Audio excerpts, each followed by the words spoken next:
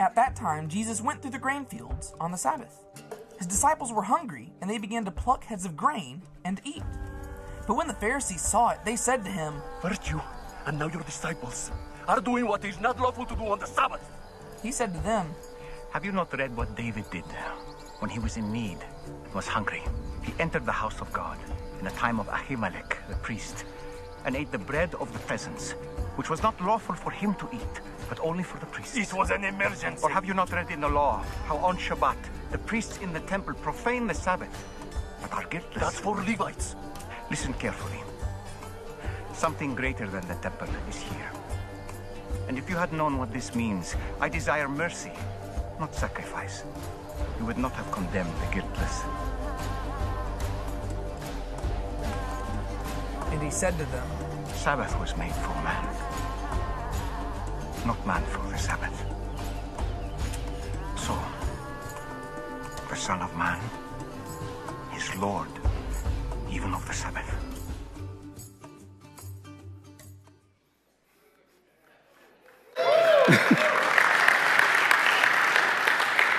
You clap now. But if I ask everyone to stand who is a regular observer of the Sabbath, most of us would be this, including the speaker. I have no right to be up here to speak on the Sabbath. Today, I'm not going to talk about whether the Sabbath should be a Saturday or a Sunday, but more of a rhythm. And I'm going to talk about it from God's Word, and I know that as a teacher and as a speaker, according to James, that I'm held to a high standard. So I have notes like Chuck, and I'm going to refer to those. But before I officially begin talking about the Sabbath, I do want to thank a couple people for all of this activity that's happening up here. It would not happen if it wasn't for Josh in the back. Josh, you. It would not happen if Adam wasn't in the room. Adam, stand up.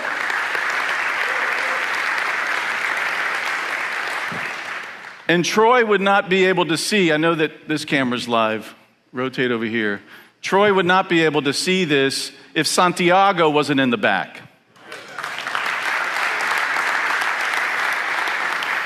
So Troy, I have a special message with you. Yesterday, as you know, I flew in from New York, and I quickly went to the ER to visit with you. And I got to tell you, bro, I was encouraged because I felt your spirit. I was looking at your blood pressure at 165 over 115, and your spirit, though, said, I want to be with the men. And buddy, you are missed, but you are loved, and I'm so thankful for all of the work that you did to bring this whole thing together, bro. I love you so much.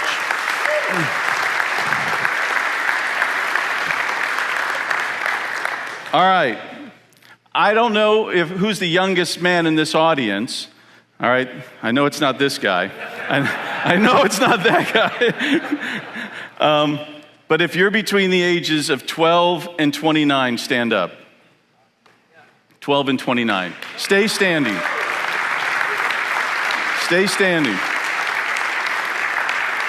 I love the fact that you men are here. You could be doing a ton of other things, but you elected to be here. Stay standing. If you're a man that's between the ages of 30 and 59, please stand up. Please stand up. This is what I classify as the middle-aged guys. And a 30-year-old's going, what? I'm a middle-aged guy already? I'm glad that you guys are here too. If you're 60 and up, stand up nice and slow. This is the seasoned generation. All you guys sit down. Every one of you that stood up can mentor another. I look for mentors in my life that are 20 years younger than me. I look for mentors in my life that are 20 years ahead of me. Every one of you guys can be a mentor to someone else in this room. And I'm proud of the fact that you came today. Today we're going to talk, Troy, where is he? He assigned me the Sabbath.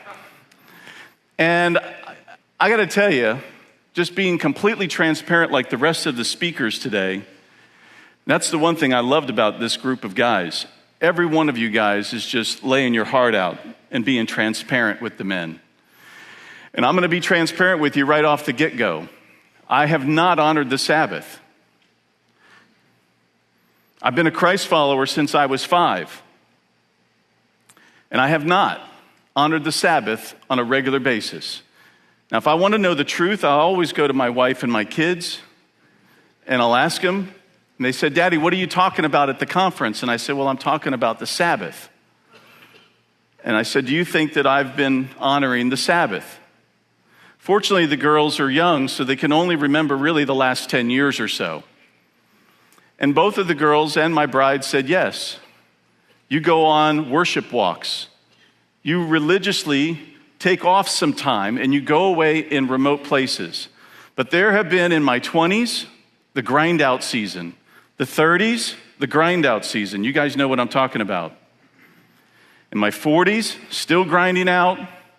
I'm now in my 50s. I'm not slowing down, but I'm not working the same level that I did in my 20s and my 30s. But especially in that season, I think that I'm having the experience and the consequence of what actually I did to myself in my 20s and my 30s and potentially even into my 40s. Go to the next slide, please. Jesus, I love that scene. You could just sense it. And then when he just is that one nonverbal, just steps in. Did you feel it? And then he says, the bottom verse there, the Sabbath was made for man. Did you guys know that the Sabbath was made for man? It was made for us, not man for the Sabbath. And then Jesus really rocks the world by saying, the Son of Man is Lord even of the Sabbath. So as I refer to my notes, I want to get this right. So some of it I'm going to actually read from. The Sabbath was intended to bless us, men, not burden us.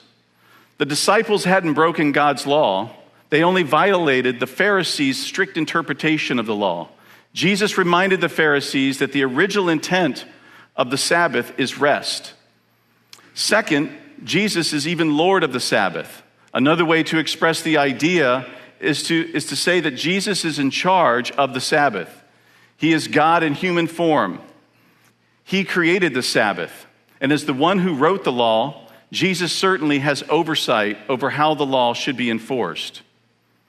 All of that to be said is that as human beings, we need a rhythm of work and rest.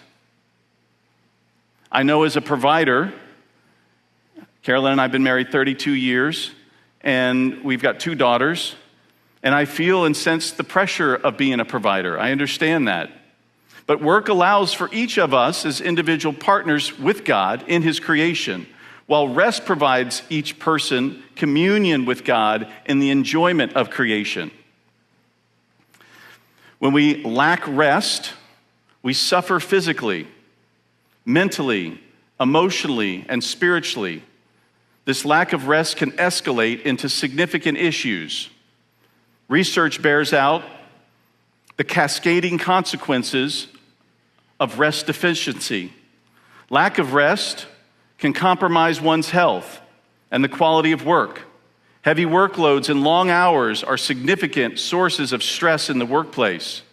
According to the American Psychological Association, nearly 40% of workers experience chronic work stress, which can lead to anxiety, insomnia, muscle pain, increased blood pressure, and a weakened immune system. Constant stress can also increase the chances of heart disease. This is where my story picks up. It's interesting. God created work and rest. Being careless with either one or both does carry consequences. Not obeying the 10 Commandments carries consequences, doesn't it? If I murder someone, Dave, what happens? I go to jail. Croup, if I commit adultery, We know what's going to happen. My wife's probably going to divorce me. If I steal something, every one of these have consequences. But why should I think that the fourth one doesn't? Why should we as a group of men think that the fourth commandment doesn't have consequences associated with it? Remember the Sabbath day and to keep it holy. Go to the next slide, please. You guys have ever heard the Widowmaker? This is called the Widowmaker because this is the LAD provides about 50% of your heart's muscular blood supply. The LAD is the left anterior descending artery. Next slide. This is David Hill, your speaker, speaking on Sabbath. January 13th, 2023, this is fresh. My doctor, who's Dr. Visser, is he in the audience? You guys know who he is, though, but he says, hey, let's go ahead and submit for a calcium test score. If you guys don't remember anything else that I say today, remember that. It's very cheap, $75. Every one of you should have it, even the young guys, so you could at least get a baseline of where you're at. Calcium test score, $7,500. And then I said, hey, I'd like to submit that test to a third-party AI company. It's a tech company that was private equity funded called Clearly. It wasn't covered by my insurance, so this was an extra measure. Next slide. I learned in the educational elements that there's these 4 quadrants to my heart. You guys know that you have the pumping side of the heart and then you have the electrical side. My issue happens to be the pumping side. Next slide. This is the report for David Hill. This is my left main and left anterior descending artery. So what Clearly does is they AI'd it. So I didn't have a heart catheterization. They took my CT calcium test score and threw it into all this fancy tech stuff. And now I get to look at what my arteries look like, which is pretty crazy. I didn't like the fact that I saw that I had 362.6 millimeters of plaque built up. The goal is to have 0. You can see even on here, and you can't see it on this screen, but it tells how much my blockages are. Now, Troy, I had no idea you were going to have a heart attack teeing up my segment today, buddy. I've got 5 cardiologists right now that I'm getting opinions from. But I wonder, how did this happen? I'm a pretty healthy guy, fairly much a pescatarian, eat fish and vegetables, so I couldn't partake in the lunch today, but that's okay. I ate a lot of cashews before I spoke. There's consequences to not resting. I'm not sure if my consequence is strictly because of that. I struggle with cholesterol, blood pressure, family history. They say that I'm obese, but I don't think I am. But according to the charts, I don't know how you guys would feel when you get a report like that. Next slide. Let's go back to the beginning of Genesis. Certainly, as I was preparing for today's session, I think that this was more for me than it was for you. It was a reminder of what I've been doing consistently, for the most part, for the last 10 years that my daughters have seen, is I've been trying to get into a healthy rhythm of the Sabbath, of rest, of unplugging, turning this weapon of mass distraction off. I don't know about some of you guys. I get hundreds of emails a day. But let me go back to Genesis. In Genesis chapter 1, I focus primarily on these words. God said, God said, God said. As I say that, my air is going out. God breathed out creation.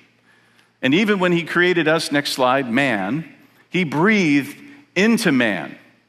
More in Genesis chapter 1, verse 14, verse 20, 24, 26, God said, next slide. God said, God said. And it's eventually right here where he gets around the day 6 and he says, it was very good. Next slide. And it's on the 7th day in Genesis chapter 2 that we begin to see this rhythm that God created for us. The rhythm of rest. Next slide. On this day, God doesn't say Sabbath. It's not until Exodus chapter 16 where we actually see the word Sabbath created. And then it's a reminder where the people rested on the 7th day. Next slide. Here in the 10 Commandments, you see it again. Exodus chapter 20. So you go from Genesis chapter 1. You see Exodus chapter 16, the concept and the word Sabbath. But in Exodus chapter 20, we have the 4th commandment. Again, Troy, thank you for giving me the longest of all the commandments. I've got the most to cover here. Next slide.